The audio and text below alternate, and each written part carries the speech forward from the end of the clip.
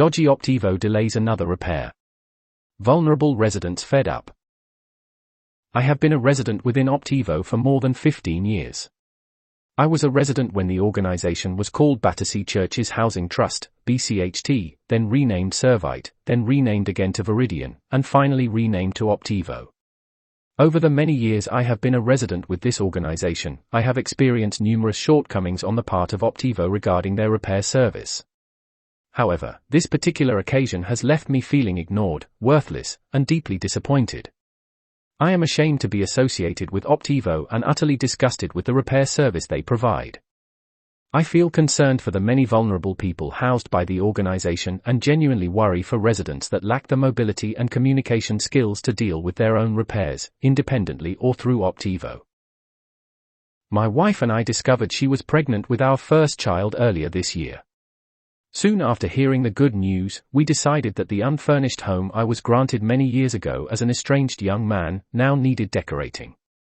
I was able to use some of my university student loan to decorate some of the property years ago, but the hallway and bathroom remained largely untouched and undecorated. Because of my knowledge and experience with Optivo's poor repair service, I decided to do the work myself. After having reported other jobs in the past, like the replacement of a soiled and grimy bathroom vinyl, simply to have the job eventually be abandoned and ignored by Optivo. I am truly fed up with reporting repairs, only to have these jobs executed with poor workmanship and materials.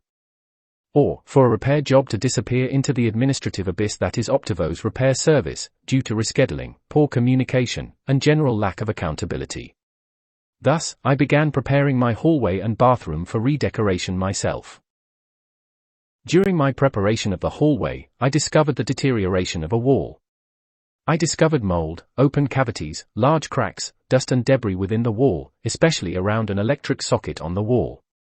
Repairing this wall on my own was outside of my capabilities, and I did not feel safe undertaking this repair. So, on the 31st of May 2021, I used Optivo's My Account service to report the repair. 5 days later, I received an email from Optivo's repair department inquiring into the cause of the damage. I responded promptly on the same day explaining what I thought may have been the cause, as well as informing the department that my wife and I were expecting a child soon. Optivo's repair department took another 5 days to reply to my response, making the same exact inquiry as the first, asking the cause of the damage to the wall. Again, I replied promptly and on the same day, explaining my understanding for the damage even further and re-emphasizing the fact we were expecting a newborn soon, thus needing the repair completed as soon as possible. 5 days later, on the 14th of June 2021, I received a response, scheduling a repair appointment 8 weeks away for the 6th of August 2021.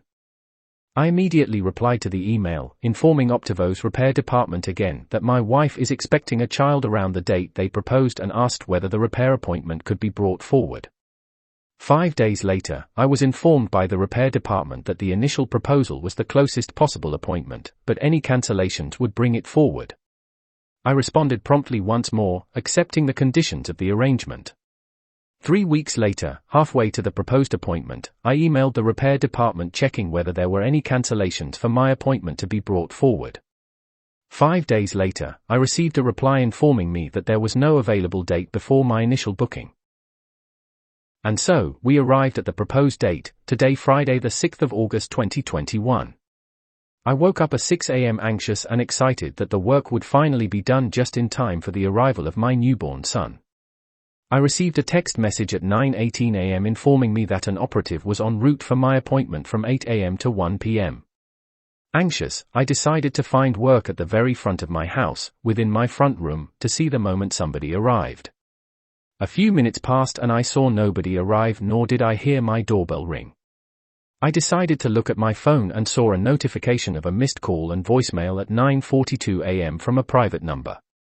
The voicemail informs me that it's Optivo and an operative is outside unable to access the property. I rush outside immediately and see nobody. Then I listen back to the voicemail to hear whether Optivo has provided me with a contact number via the voice message, but they did not. So, I had no option but to call their main number and wait 5 to 10 minutes while I listened to recorded messages and elevator music. When I finally got through to Optivo, they informed me that the job had already been marked as no access, and that nothing else could be done other than rescheduling another appointment.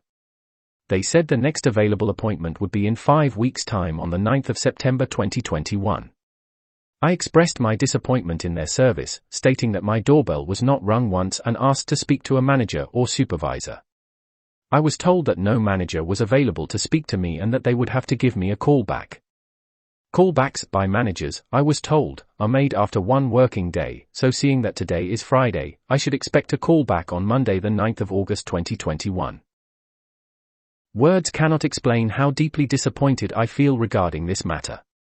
How an organization that houses hundreds of thousands of people can be left to behave like this leaves me under no illusion as to how the tragedy of Grenfell Tower came to happen.